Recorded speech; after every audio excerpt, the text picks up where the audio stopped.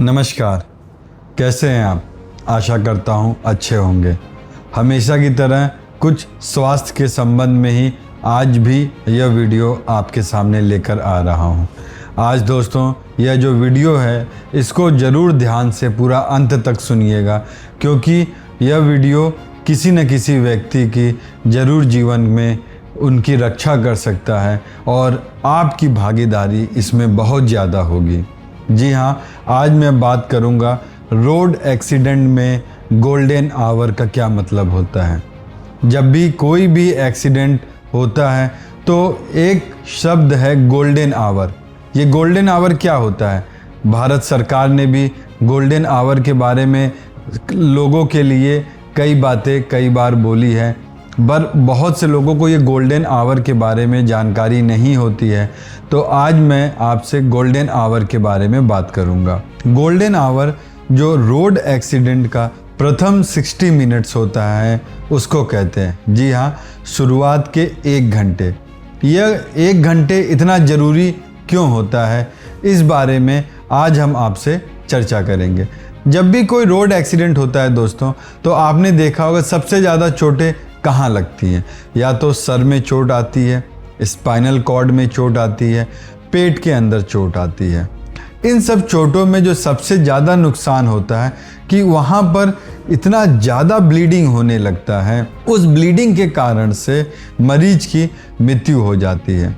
जब भी आपके शरीर का कोई बड़ी हड्डी जैसे कि फीमर बोन या और भी 2-4 हड्डियाँ एक साथ टूट जाती हैं तो बहुत ज़्यादा ब्लड का रिसाव होने लगता है और ये जो है मरीज के बीपी को लो करता है, जिसमें मरीज के मृत्यु होने की संभावना बहुत ज़्यादा होती है।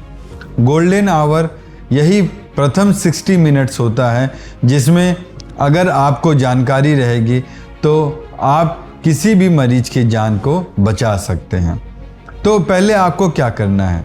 अगर आपने रोड एक्सीडेंट देखा है तो सबसे पहले आप मरीज के पास पहुंचिए। जो घायल व्यक्ति है उसकी एक निरीक्षण करके देखिए कि क्या कहीं रक्त का बहाव हो रहा है। अगर रक्त का बहाव हो रहा है तो किसी एक साफ सुथरे कपड़े से उस रक्त के बहाव को रोकने का प्रयास करिए। उसके बाद आप देखिए कि क्या कहीं ऐसा है कि मरीज को सांस लेने में दिक्कत हो रही है। किस कारण से दिक्कत हो रही है इसको पता करिए। क्या पता कभी एक्सीडेंट के बाद नाक में कुछ ब्लड जम जाता है, या कोई कंकड़ पत्थर या घास फूस नाक में घुस जाता है, या कोई टुकड़ा नाक में फंस जाता है जिससे मरीज सांस नहीं ले पाता। मुंह के पास कोई चीज़ आ जाती है जिसके कारण वो सांस नहीं ले पाता। तो आपको तुरंत ये चीज़ें दूर कर देनी चाहिए। और उसके बाद आपको सबसे पहले एक एम्बुलेंस को फ़ोन करना चाहिए, और एम्बुलेंस को फ़ोन करने के बाद जो भी घायल व्यक्ति है उसके सराउंडिंग का जो एरिया है उसको सिक्योर करना है। ये बहुत ही ज़रूरी चीज़ होता है, क्योंकि कभी कभी हम लोग रोड पर बीच रोड पे ही मरीज को देखने लगते हैं, बचाने लगते हैं, जिसमें भीड़ हो जाती है और बाकी एक्सीडेंट होने के खतरा बढ़ जाता है।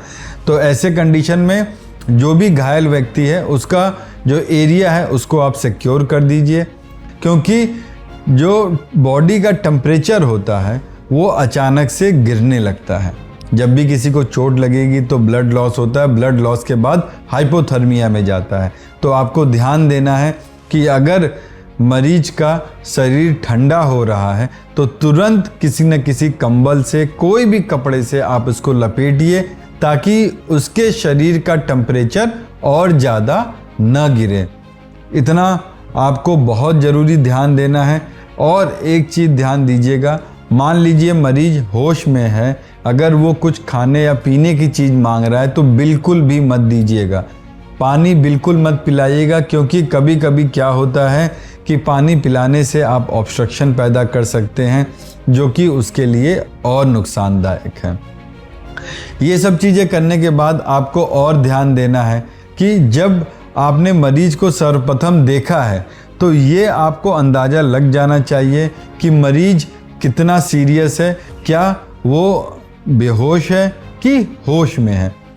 क्योंकि जब आप एम्बुलेंस को फ़ोन करेंगे तो आप एक बात ज़रूर बोलिएगा कि मरीज होश में है कि बेहोश में है। कभी कभी हमें आईसीयू एम्बुलेंस की ज़रूरत पड़ती है।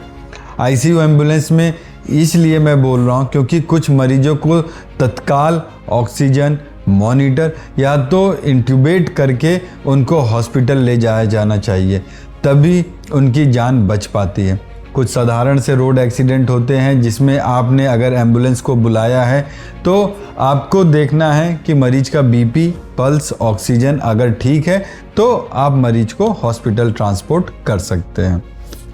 अब अचानक से अगर आपने कोई मेजर एक्सीडेंट देखा है तो मैं आपको यही बताना चाहूँगा कि जो भी रोड एक्सीडेंट, सीरियस एक्सीडेंट होते हैं, उसमें आपको हॉस्पिटल चुनने में भी थोड़ी सतर्कता दिखानी पड़ेगी, क्योंकि जो रोड एक्सीडेंट सीरियस होते हैं उसमें ऑर्थो की डॉक्टर, न्यूरो के डॉक्टर, जनरल सर्जरी और एनेस्थीसिया, जिस हॉस्पिटल में ये चारों विभाग होते हैं वहाँ पर ट्रॉमा सेंटर या तो ट्रॉमा देखने का जो तरीका होता है वो एक उच्चतम क्वालिटी का होता है। दुर्गा सिटी हॉस्पिटल में आपको चारों विभाग के डॉक्टर हमेशा उपलब्ध मिलेंगे। यहाँ पर अगर कोई भी इमरजेंसी होती है, हमारे पास एक वेल इक्विप्ड इमरजेंसी रूम है, वेल इक्विप्ड स्टाफ है। जैसा कि मैंने आपसे कहा, 4 एक्सपीरियंस डॉक्टर आपको तत्काल मिलेंगे। आपको इलाज में कोई भी देरी नहीं होगी और दुर्गा सिटी हॉस्पिटल ने पिछले कई सालों से इमरजेंसी के लिए जनपद जौनपुर में काफ़ी अच्छा काम किया है। उसके बाद जब भी आप इमरजेंसी में पहुंचते हैं तो उसके बाद भी आपको यह ध्यान देना है कि हॉस्पिटल के पास एक अच्छा रेडियोलॉजी सेंटर होना चाहिए, क्योंकि जब भी एक गंभीर सर की चोट होती है तो तत्काल एक सीटी स्कैन कराना चाहिए।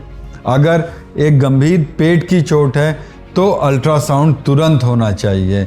सारे एक्सरेज, ब्लड जांच तुरंत होने चाहिए, क्योंकि जितनी जल्दी जांचें होंगी उतनी जल्दी हमें डायग्नोसिस बनती है और उसी स्पीड से हम आगे काम करते हैं। हर हॉस्पिटल में जहाँ पे ट्रॉमा देखा जाता है वहाँ पर एक वेल इक्विप्ड आईसीयू होना चाहिए, एक 24/7 इंटेंसिविस्ट होना चाहिए। दुर्गा सिटी हॉस्पिटल में हमारे पास ये सुविधा उपलब्ध है। आपको यहाँ पे 24 घंटे intensivist, ICU, ventilator, dialysis unit, ये सारी सुविधाएं आपको मिलती है। यहाँ पर हम कोशिश यही करते हैं कि अगर मरीज को कोई भी समस्या हो रही है तो तत्काल इमरजेंसी इलाज बिना किसी रुकावट के उसको दिया जाए, क्योंकि जो इलाज तुरंत मिलता है वो मरीज को बहुत फ़ायदा करता है।